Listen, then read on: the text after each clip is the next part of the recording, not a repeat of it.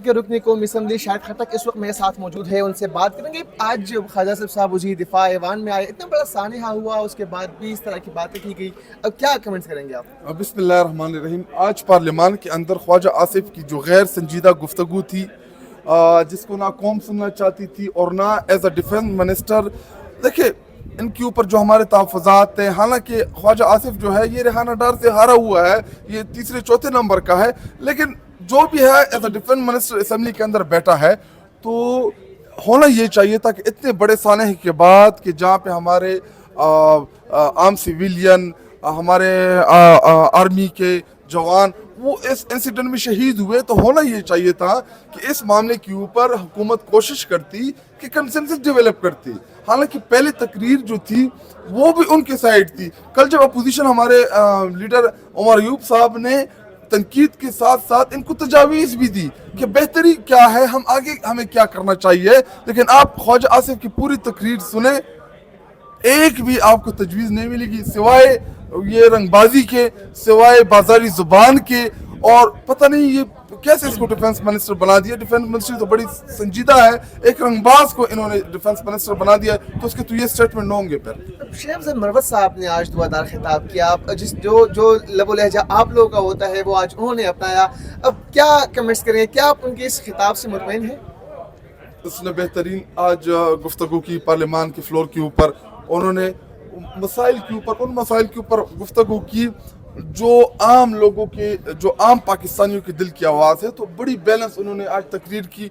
और मैंने उनको कहा भी कि आज आपकी तकरीर बहुत बेहतरीन है, लेकिन उनको अपना एटीट्यूड चेंज करना होगा। ये पार्टी लीडर के ऊपर चढ़ाइयाँ करना, हर दूसरे 2 मिनट बाद कोई नई स्टेटमेंट देना, और सबके साथ देखिए हम इमरान खान साहब के साथ मिलकर हम कोई रिवायती पॉलिटिक्स नहीं कर रहे। ये जपिया डालना, ये उन जमातों के साथ जिन जमातों ने हमारे लीडर को, हमारी लीडरशिप को जेलों के अंदर रखा है, और हम जाके उनके सामने जो है बड़े सोफिस्टिकेटेड और ख़ुद को बड़ा रूटीन का या सीजनल पॉलिटिशियन प्रूव करते हैं, तो ये चीज़ें उनको अवॉइड करनी चाहिए, क्योंकि इमरान खान साहब ही उनके फ्यूचर का फैसला करेंगे। उन्हीं ने जो उनकी डायरेक्शंस हैं, मेरे खुद मुलाकात नहीं हुई, लेकिन जो जेल से निकलते उन्होंने बकौल उनके कि इमरान खान साहब ने डायरेक्शन दी है कि शेर अफजल जो है ये पीटीआई का हिस्सा नहीं है, लेकिन बैसीत एमएनए आज उन्होंने जो गुफ्तगू उनकी थी वो बेहतरीन थी। अब आखिरी क्वेश्चन करूंगा, इस वक्त मुल्क में जो बदअमनी की फिजा जो है वो कायम होने जा रही है, और हम देख रहे हैं कि चाहे बनू हो, चाहे बलूचिस्तान के इलाके हो, बदअमनी फैल रही है। क्या समझते हैं कि इसकी रोकथाम के लिए क्या करना चाहिए? ये कुछ एक लॉन्ग टर्म पॉलिसी होती है, कुछ शॉर्ट टर्म पॉलिसी होती है।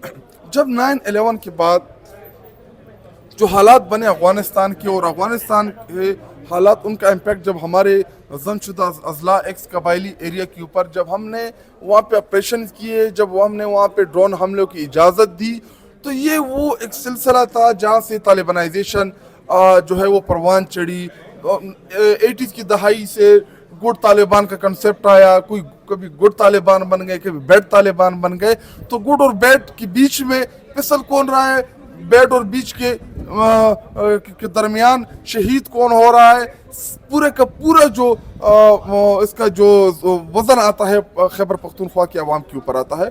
तो ये अमन अमान का जो इशू है ये बिल्कुल बड़ा ही सीरियस है, और चूँकि मेरा ताल्लुक़ खैबर पख्तूनख्वा से है, जिस तरीके से वो चीज़ें प्लान कर रहे हैं, तो मुझे ये लगता है कि हालात अल्लाह ना करे कि 2008 से ज़्यादा बदतर हालात बन जाए। और हालात बेहतर कैसे होंगे कि जब हम इन चीज़ों को सीरियस लेंगे, जब हम ब्लेम गेम से निकलेंगे कि उसकी ज़िम्मेदारी है, ये मेरी ज़िम्मेदारी है, as a nation, as a मुल्क, जब हम मिल के दहशतगर्दी के ख़िलाफ़ लड़ेंगे, तो इंशाल्लाह इसमें हमें कामयाबी भी हासिल होगी। और वो माइंड सेट भी हमें चेंज करना होगा, जो ये समझते हैं कि जो तालिबान कर रहे हैं या जो हमारे सिक्योरिटी फोर्सेस के लोग हैं ये आपस में मिले हुए हैं, ये दोनों जो हैं, इन दोनों का नुकसान जो है हमारे खैबर पख्तूनख्वा के अवाम को उठाना पड़ता है। Thank you.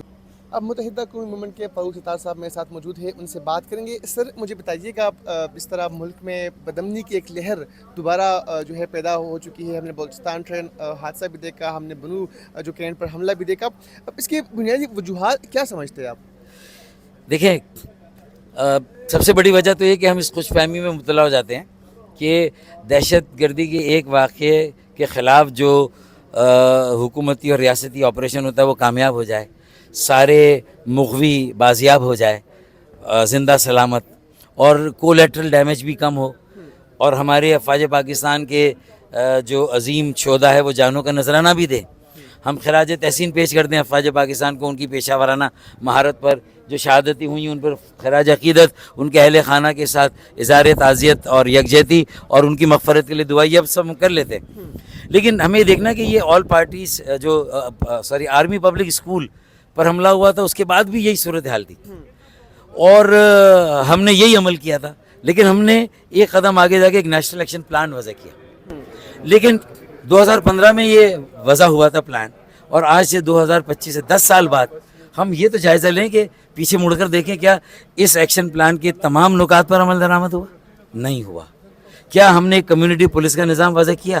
کیا ہم نے ایک بااختیار باوسیلہ مؤثر مقامی حکومت کا نظام وضع کیا جو کہ ہر طرح کے جرائم اور دہشت گردی انتہا پسندی کے اوپر نظر رکھے, اس کے رجحان پر, ٹرینڈ پر, محلوں گلیوں سے علاقوں سے حلقوں سے اگر آپ دہشت گردی اور جرائم کے ٹرینڈز کو مانیٹر نہیں کریں گے تو آپ کیسے احتیاط علاج سے بہتر ہے؟ آپ علاج کرتے ہیں, فائر فائٹنگ کرتے ہیں, جو فصل اگ گئی اس کو کاٹ دیتے ہیں, مار دیتے ہیں دہشت گردوں, لیکن جو نئی فصل اگ رہی ہے اس کو کیسے روکیں گے؟